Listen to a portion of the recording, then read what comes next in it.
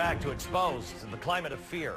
Even most global warming skeptics believe the Earth is warm to about the same extent that Al Gore does. Many also think that man may have an impact on the warming.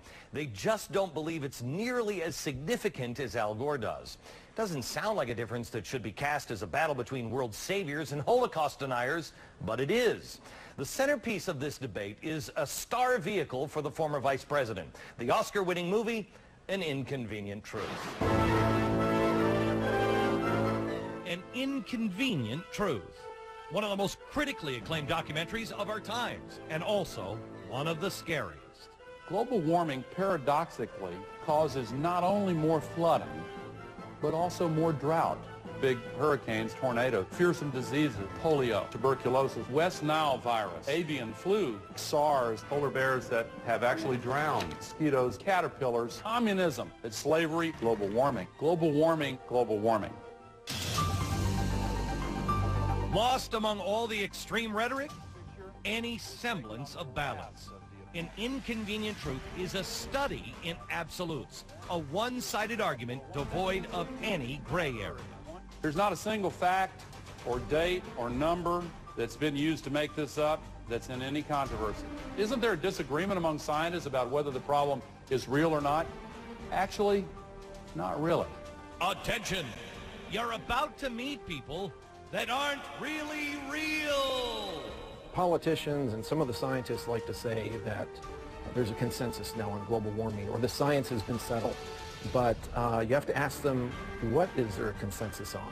Because it really makes a difference. What are you talking about? The only consensus I'm aware of is that it's warmed in the last century. They completely ignore the fact that there's this thing called the Oregon Petition that was signed by 19,000 professionals and scientists who don't agree with the idea that we are causing climate change. One of the statements in the SPM was the statement that, if you boil it down, it says we are 90% certain that most of the warming in the last 50 years was due to human effects. I don't agree with that. I think things are much more ambiguous. Well, clearly these guys haven't seen the movie. There was, video of ice falling and pictures of snow melting and stuff.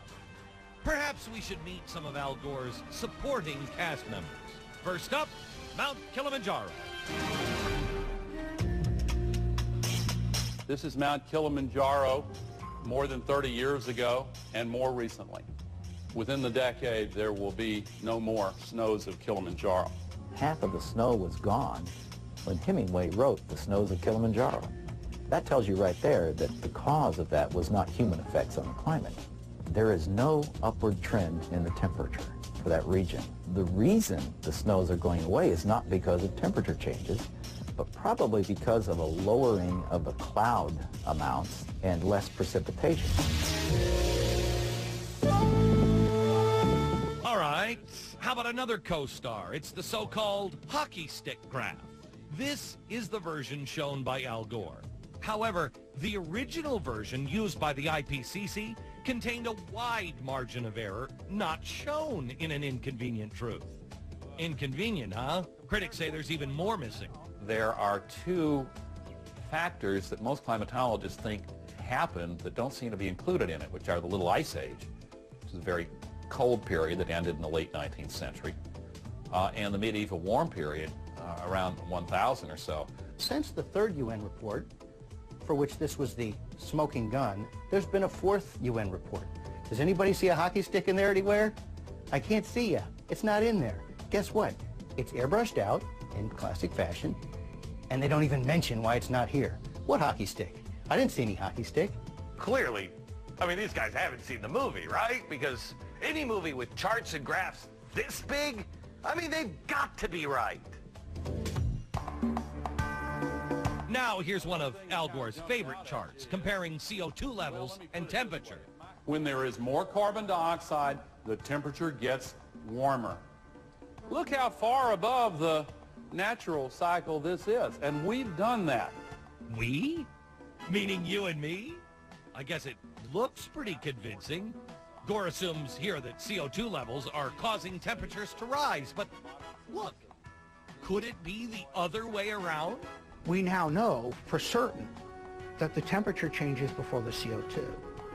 And one of the fundamental assumptions that Gore doesn't understand is that in the theory of global warming due to humans is the CO2 goes up, the temperature will go up. Well, the ice core record shows it's exactly the opposite. Now what about that really cool animation of Florida and Manhattan drowning? Cool, huh?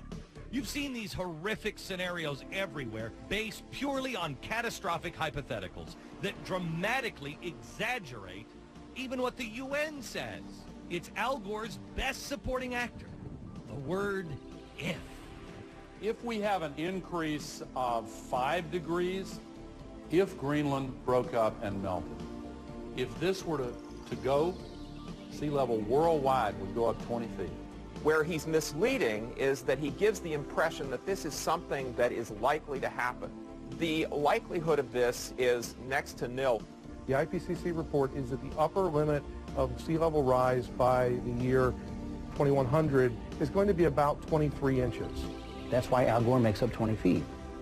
The truth isn't scary. Just look at the difference between Greenland's ice melt in Al Gore's scenario when spread out over a century versus what the IPCC projects. To come up with 20 feet is really grasping at straws, I think. But it does make a dramatic image. It makes a startling announcement. And that is where, as I heard one commentator say, it makes blood shoot out of my eyes. Gee, I wonder who he could be talking about. Anyway, the bottom line is, no one's denying that the globe has warmed. It has, 0.74 degrees Celsius. But there's a disagreement on why. And there's even more disagreement on if it will be catastrophic or not. The tactics Al Gore uses in An Inconvenient Truth deserve an Oscar. We all have to remember, there's a difference between science and science fiction.